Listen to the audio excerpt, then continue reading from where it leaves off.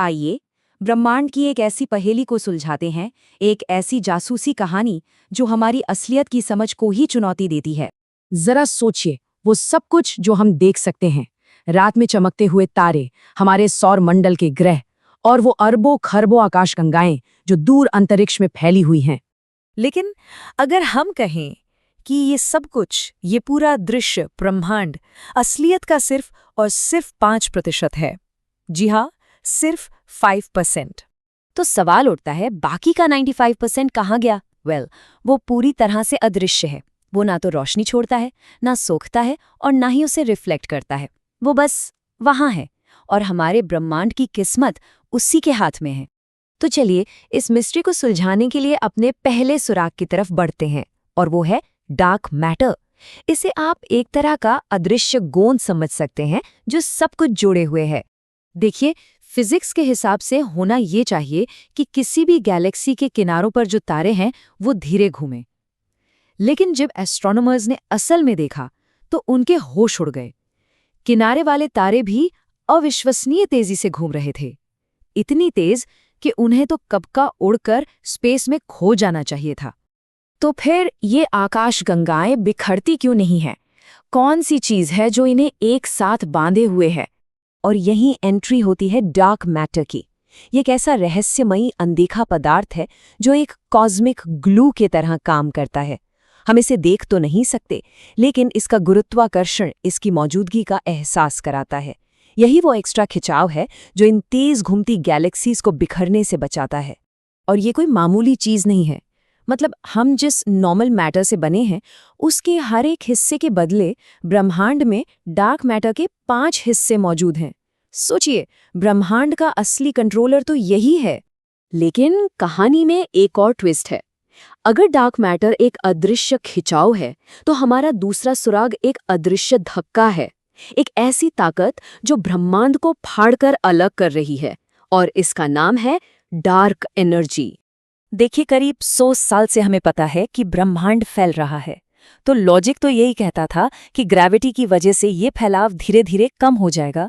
लेकिन 1998 में साइंटिस्ट को एक जोर का झटका लगा। पता चला कि ये फैलाव धीमा नहीं बल्कि और तेज होता जा रहा है। इसका मतलब साफ था, गुरुत्वाकर्षण जो हमेशा हर चीज को खींचता है, वो एक लड़ाई हार रहा है।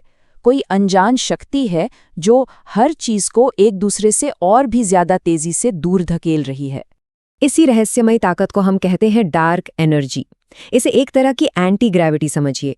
ये कोई चीज नहीं है जो चीजों को धक्का दे रही हो, ये तो खुद स्पेस को, अंतरिक्ष को ही खींचकर बड़ा कर रही है। तो अब हमारे पास 2 बड़े सुराग हैं। एक है डार्क मैटर का खिंचाव और दूसरा डार्क एनर्जी का धक्का। तो चलिए अब इन टुकड़ों को जोड़कर देखते हैं कि हमारे ब्रह्मांड की असल रेसिपी क्या है। ये तस्वीर सब कुछ बयां कर देती है। हमारे ब्रह्मांड का लगभग 68% हिस्सा डार्क एनर्जी है, 27% डार्क मैटर, और हम सब, ये तारे, ये ग्रह, हमारी दुनिया, ये सब मिलाकर सिर्फ 5% है। जरा इस बात को दिल में उतरने दीजिए। मतलब इंसानों ने आज तक जो कुछ भी सीखा है, फिजिक्स, केमिस्ट्री, बायोलॉजी, वो सब कुछ हकीकत के सिर्फ 5% पर लागू होता है। बाकी 95% तो एक बहुत बड़ा अनसुलझा सवाल है। तो अब सवाल ये उठता है कि हम इन अनदेखी चीज़ों के बारे में इतने यकीन से कैसे कह सकते हैं? ऐसा इसलिए है क्योंकि ये अपने पीछे सबूत छोड़ जाते हैं, जैसे कोई मुजरिम अपने फिंगरप्रिंट्स छोड़ जाता है। पहला बड़ा सबूत है ग्रेविटेशनल लेंसिंग। देखिए, जब दूर की गैलेक्सी से रोशनी आती है और किसी बड़े क्लस्टर के पास से गुजरती है तो वो मुड़ जाती है, लेकिन वो उम्मीद से कहीं ज्यादा मुड़ रही है। ये जो एक्स्ट्रा झुकाव है, ये सिर्फ और सिर्फ उस अदृश्य डार्क मैटर की ग्रेविटी की वजह से ही हो सकता है। और दूसरा सबूत हमें मिलता है ब्रह्मांड की पैदाइश के वक्त से। बिग बैंग से बची हुई जो सबसे पुरानी रोशनी है, जिसे हम कॉस्मिक माइक्रोवेव बैकग्राउंड कहते हैं, उसमें कुछ खास पैटर्न हैं। और ये पैटर्न सिर्फ तभी समझ में आते हैं जब हम अपने मॉडल्स में डार्क मैटर को शामिल करते हैं। इसके बिना हिसाब किताब बैठता ही नहीं।